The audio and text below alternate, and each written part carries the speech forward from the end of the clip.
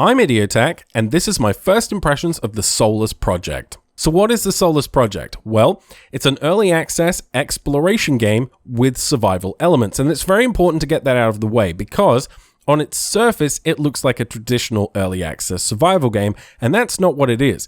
This game is more akin to something like Gone Home than it is The Long Dark. If you're looking at this game thinking, oh man, that looks like a really cool sci-fi game and it's survival, I'm interested, you should probably check your expectations because that's not really what this game is.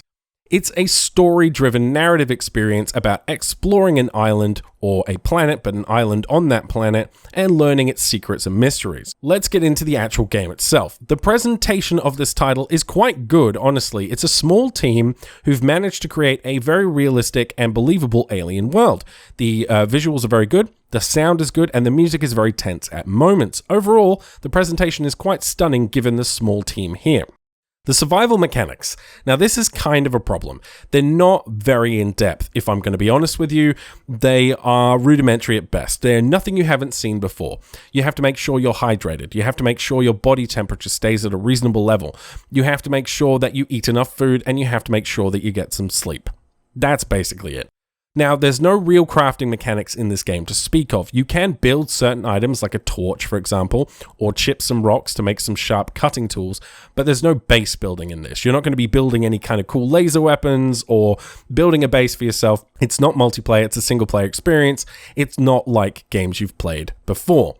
So, the survival elements are really just there to try and add some gameplay mechanics and some threat to what is traditionally considered a walking simulator.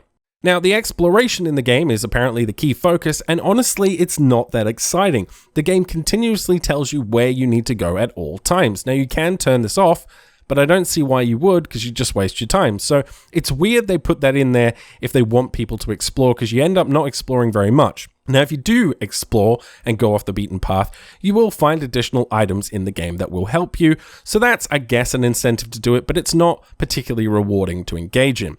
There are various pieces of story scattered out throughout the island. You can find little notes from people on your ship that crashed. You can learn about the backstory of the people on board. You can learn about the island. And as you progress through the game's various cave systems, you will learn about its story. So the exploration there exists pretty much just to deliver story content to you and backstory and world building. Now, there is some rudimentary puzzle solving in this game. It's not great. You basically push a button somewhere, it opens a door somewhere else.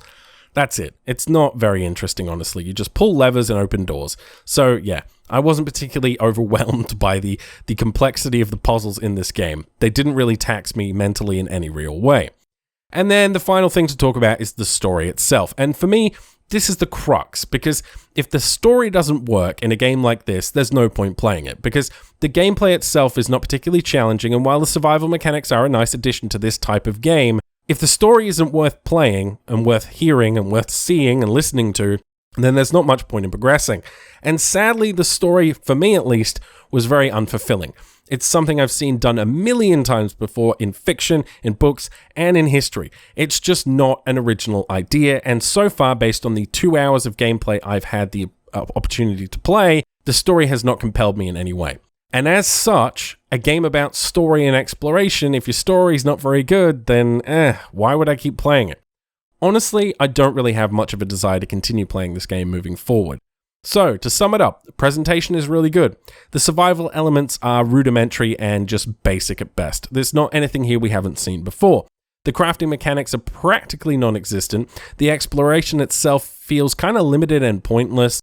The puzzle solving is very simple and not challenging at all, and the story is somewhat lackluster. Kind of disappointing, honestly.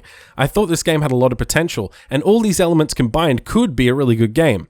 But so far, based on the initial 2 hours available to us here, it didn't grab me in any real way, and as such, I can't really recommend this. Now, if this does look like something you're interested in, I would recommend you hold off until the game releases in 3 months from now, because you'll get the entire experience first up, and you won't have to deal with any bugs and things like that.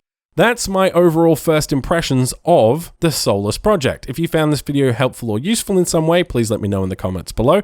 And as always, if you want to support the channel, please like, favorite, share, and subscribe, and I will see you guys next time.